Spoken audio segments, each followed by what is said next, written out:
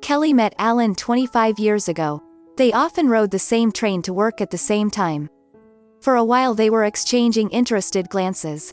Kelly really liked the man and looked forward to him taking the initiative to get to know her. And then one day, when she got off at her station as usual, Alan caught up with her and offered to walk her out. That's when what they call a spark flashed between them, and after their first date Kelly realized that this was her man. It was hard not to fall in love with Alan, because he was educated and intelligent, had good manners and was generous. Kelly was over the moon for exactly 3 months, until she found out that Alan was married.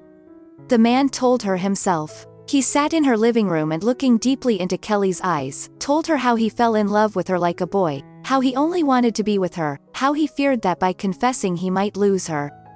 Kelly was in shock. She screamed and beat Alan with impotent despair.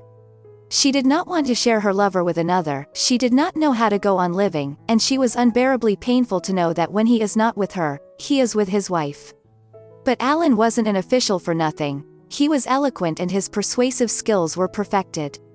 He assured Kelly that he would divorce as soon as their 1-year-old son was at least 3 years old, because he was the only breadwinner in the family. And apart from the child, he and his wife have nothing in common, and marriage is a huge mistake of his life.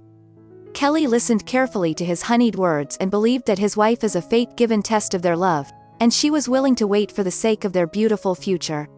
So gradually the woman got used to the fact that Alan spent weekends and holidays at his home, that they could not go on vacation together or even just go shopping, risking being seen by acquaintances. Before she knew it, Kelly was living from date to date. But these meetings were always full of passion and fire, and for the sake of these bright moments and a shared future, she was patient. So 3 years passed. During that time, Alan's career in public service began to take off. He had been appointed to a responsible position, and a divorce at that time would have been very damaging to his professional reputation.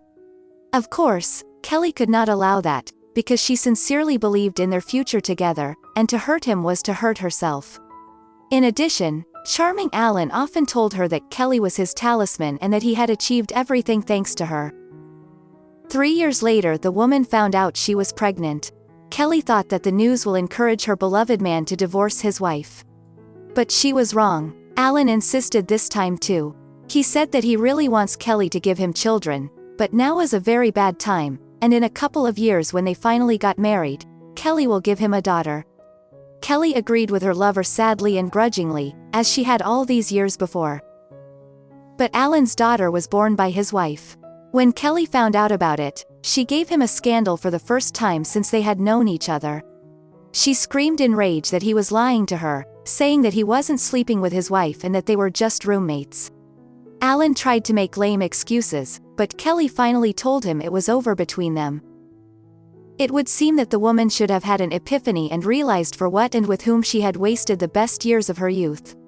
But over the years a monstrous emotional dependence on Alan had developed in her heart, a kind of pathological obsession, and she was the first to reconcile, notwithstanding even a month of separation. But now Alan's family obligations had grown. A newborn baby again and an older son with a difficult temperament who needed a father's upbringing. Alan asked Kelly to wait a little longer for his children to grow up. And she was ready for that and accepted the role of second fiddle. For 15 years Kelly helped Alan pick out gifts for the children, trips to children's camps and even a country house. He asked her advice and participation in everything. Of course, she was very jealous of Alan's family. At one time she even almost broke off their relationship. A colleague of hers had started courting her, but after a couple of dates she realized she would never be able to reciprocate. There was just no room in her heart for anyone but Alan. More than once Alan had confided to her in bed that he was glad and happy they had met and that he couldn't imagine how he would live without her. These confessions were very inspiring to Kelly, made her feel their importance and even some superiority over his wife. Especially since she had seen his wife in pictures. Nothing special, small height, extra pounds and a hooked nose. Alan himself often complained that he was bored and uninterested with her. She was a bad housewife, and every day he lived next to his wife was torture. After a while Kelly even became proud of her status. The years passed. Alan's children grew up, and there was nothing to stop them from being together. But then, out of the blue, his wife got seriously ill.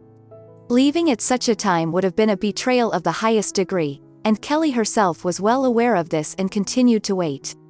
Then, after surgery, Alan's wife needed a long recovery.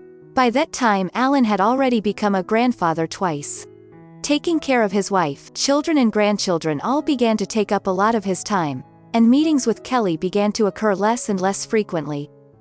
But she continued to support him and was still his understanding and loyal friend who was always waiting for him with open arms.